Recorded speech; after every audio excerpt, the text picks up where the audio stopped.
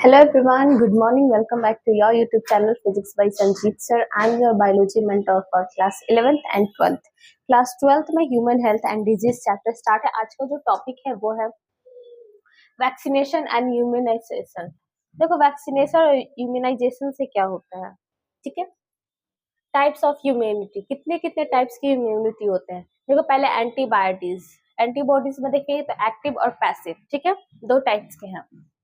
देखो एक्टिव में क्या होगा तो produced with the host body, ये कहाँ होता है तो होस्ट के बॉडी के ऊपर होता है, ठीक है। पैसिव में क्या होगा, readymade perform the antibody as a directly given. यहाँ पे क्या होता है, यहाँ पे रेडीमेड बना हुआ होता है, डायरेक्टली आप इसे ले सकते हो, ठीक है। टाइम टेकन और फुल अफेक्टिव। टाइम टेकन कितना टाइम लगता है तो इसमें लंबा ज्यादा टाइम लगता है, ठीक है, लेकिन इसमें शॉर्ट लगता है बिकॉज ये बनाया हुआ रेडीमेड है। मेमोरी सेल्स इसमें होते हैं बट इसमें मेमोरी सेल्स नहीं होता। एग्जाम्पल इसमें क्या होगा था, नेचुरल इंजेक्शन या वैक्सीनेशन, ठीक है। किसके किसके थ्रू होगा, एक्टिव में देखा जाए तो नेचुरल इन्फेक्शन हो सकता है, वैक्सीनेशन के थ्रू हो सकता है। Antibiotic produce in host, antibiotic जो है वो होस्ट को प्रोड्यूस करता है, ठीक है। Deliberate infection of living and death microbes protein, ये कहाँ कहाँ होता है इन्फेक्शन में, क्या क्या तो लिविंग या डेथ माइक्रोब्स प्रोटीन, ये सारे के अंदर होता है। वहीं पे अगर पैसिव में देखें तो मदर्स के प्लेसेंटा में होगा, प्लेसेंटा में होगा तो उसके बाद ये कहाँ हो जाएगा तो फोइटस में हो जाएगा, ठीक है।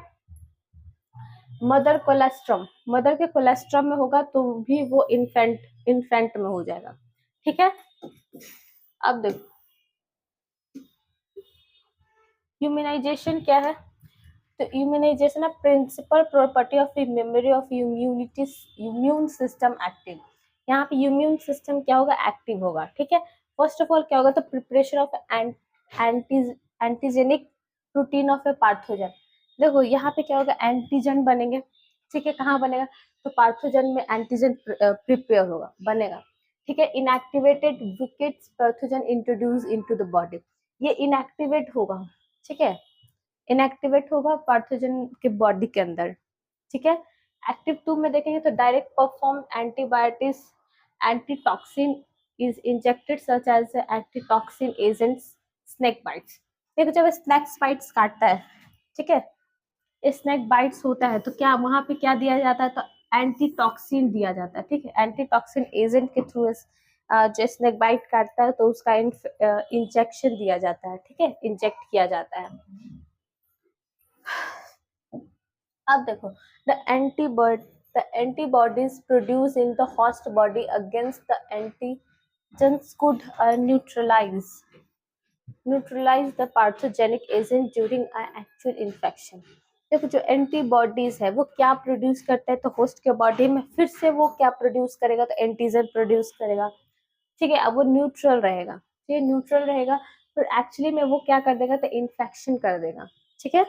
अब देखो the vaccine also generate a memory B cells and memory of T cells. देखो ये वैक्सीन से क्या होता है, क्या जनरेट करता है तो वहां पे दो सेल्स जनरेट करेंगे, एक बी और टी, ठीक है। बी लिम्फोसाइट और टी लिम्फोसाइट जनरेट करेगा। Recognise the pathogen quick on a sequence explores and overwhelm inverted with a massive production of antibodies. फिर उसके बाद एंटीबॉडीज का क्या होगा, प्रोडक्शन होगा, ठीक है। रिकॉम्बिनेंट डीएनए टेक्नोलॉजी, देखो कौन सा टेक्नोलॉजी चला हुआ है तो रिकॉम्बिनेंट डीएनए टेक्नोलॉजी चला हुआ है। Has allowed the large scale production of antigenic polypeptides. ये सबसे ज्यादा अमाउंट में क्या प्रोडक्शन करता है तो ये एंटीजेनिक पॉलीपेप्टाइड्स को जनरेट करता है, ठीक है, प्रोडक्शन है इसका। इसमें क्या होगा तो जो पार्थोजन के बॉडी में यहाँ पे बैक्टीरिया और ईस्ट हो जाएगा, ठीक है। अब greater ability of immunisation, hepatitis हो जाएगा, हेपेटाइटिस बी का वैक्सीन दिलाना पड़ेगा जिसमें प्रोड्यूस फ्रॉम ईस्ट से बनता है, ठीक है। आप देखो जो लास्ट एलर्जिक, ठीक है, आज का लास्ट टॉपिक क्या, एलर्जिक। एलर्जिक क्या होता है तो exaggerated response of immune system to certain antigens present in the environment. यहाँ पे क्या होता है, आपको एलर्जी हो जाता है किसी किसी चीज को, किसी किसी को किसी भी चीज से एलर्जी हो सकता है, ठीक है। तो यहाँ पे जो होता है वो इम्यूनिटी सिस्टम में अचानक से क्या प्रेजेंट हो जाता है, तो एंटीजन्स आ जाते हैं। ठीक है, जो हमारे बॉडी में क्या आ जाता है, तो एंटीजन्स प्रेजेंट होता है, तो वो इन्वायरमेंट से डायरेक्ट कॉन्ट्रैक्शन से क्या होता है, रिस्पॉन्स होने लगता है, जिसके कारण एलर्जी होने लगता है। एलर्जन क्या है, a substance with which exaggerated immune response to produce example pollen mites in dust annual denders etc। देखो क्या क्या से एलर्जन हो सकता है, ठीक, एलर्जन क्या क्या है, इजेंट, तो पॉलन से हो सकता है, ठीक है, माइट से हो सकता है, जानवरों से, डस्ट से, ये सारी चीज से भी एलर्जी हो सकता है, एलर्जन हो सकता है। ठीक है, इसमें कौन सा एंटीबॉडीज है, इसमें आईजीई टाइप्स का एंटीबॉडीज है। ठीक है, इसका सिम्टम्स क्या क्या है, तो आपको छींक आने लगेगी, ठीक है, वाटरी आईज, आंखों में पानी आने लगेंगे, ठीक है, फिर नाक से क्या होने, म्यूकस आने लगेगा, फिर सांस लेने में दिक्कत हो जाएगा। ठीक है, ये सारे प्रॉब्लम होने लगेंगे आपको एलर्जी में। केमिकल रिलीज, इसमें कौन से केमिकल रिलीज करते हैं, तो हिस्टामिन और सेरोटोनिन।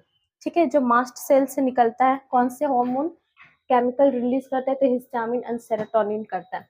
इसका डायग्नोसिस क्या क्या है, ठीक है, तो पेशेंट इज एक्सपोज्ड और injection with very small drugs of a possible allergen और रिएक्शन स्टडीज।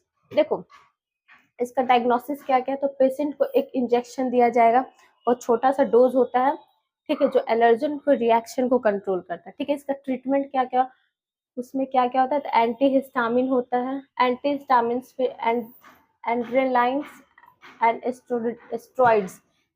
क्विक, देखो इसका ट्रीटमेंट क्या क्या है, तो इसका ट्रीटमेंट में क्या क्या होता है, एंटी हिस्टामिन होता है, ठीक है, and adrenaline and steroid quick reduce the symptoms of allergy. देखो एंटी हिस्टामिन और एड्रेलाइन और स्टेरॉइड ये सब जो है वो क्विक रिड्यूस करता है एलर्जी को, जल्दी से इसका इंजेक्शन मिलता है, फिर जल्दी से जो एलर्जी है वो धीरे धीरे कम होता है। ठीक है,